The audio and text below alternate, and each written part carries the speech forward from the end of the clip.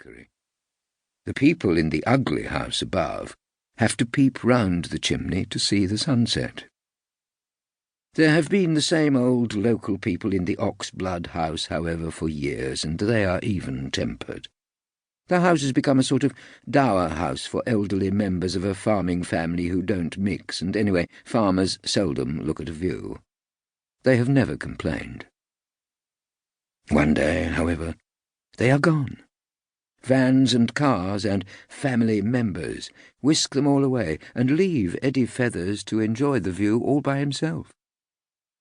He's rather huffed that none of them called to say goodbye, though for over 20 years he has never more than nodded to them in a chance encounter by the road. He wonders who will be his new neighbours. But not much. The village wonders too. Someone has seen the hideous house advertised for sale in Country Life at an astounding price, the photograph making it look like a fairy palace with turrets, and no chimney in sight.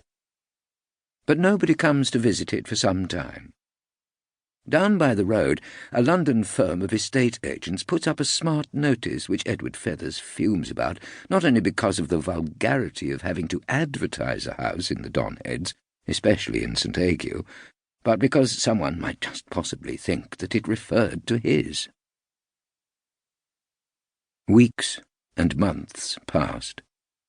The right-hand driveway became overgrown with weeds. Somebody said they had seen something peculiar going on there one early morning, a dwarf standing in the lane. But nothing of any newcomer. A dwarf? Well, that's what the paper boy said. Dropping in Sir Edward's paper down that bit of drain-pipe. 7 in the morning. Mind, he's not what he was.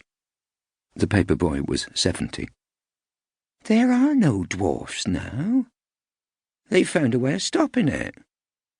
Well, it was a dwarf, said the postboy, in a big hat. Chapter 2. Rather more than half a century earlier, when cows still came swinging up the Donhead lanes, and chickens sat roosting in the middle of their roads, and there were blacksmiths, and the village shop was the centre of the universe, and most people had not been beyond Shaftesbury unless they'd been in the armed forces in the war, a young English girl was standing in the bedroom of a second-class Hong Kong hotel, holding a letter against her face. "Oh," she was saying. "Yes." "Oh, yes," she told the letter. "Oh, yes, I think so." Her face was a great smile. And at about the same moment, though of course it was yesterday for the Orient, an unusual pair was sitting in the glossy new airport for London, now called Heathrow, in England, now being called mysteriously the UK, waiting for a Hong Kong flight. One of the men, pretty near his prime, that's to say just over 30, was English and very tall, and wore a slightly dated handmade suit and shoes bought in Piccadilly, St. James's Street. He was a man of unconscious distinction, and if he'd been wearing a hat you might think you were seeing a ghost. As it was, you felt he had been born to an earlier England. His companion was a Chinese dwarf. That, at any rate, was how he was described by the lawyers at the English bar. The tall man was a barrister, a junior member of the Inner Temple, and already spoken of with respect.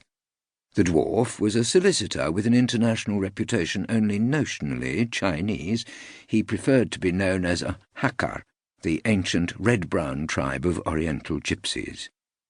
He was treated with even greater respect than the barrister, who was, of course, Edward Feathers, soon to be known as Old Filth.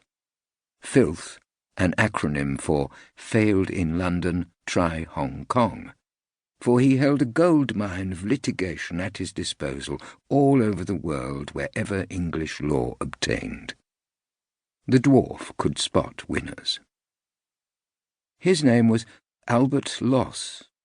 It was really Albert Ross, but the R was difficult for him to pronounce in his otherwise flawless English. This annoyed him. "I am lost."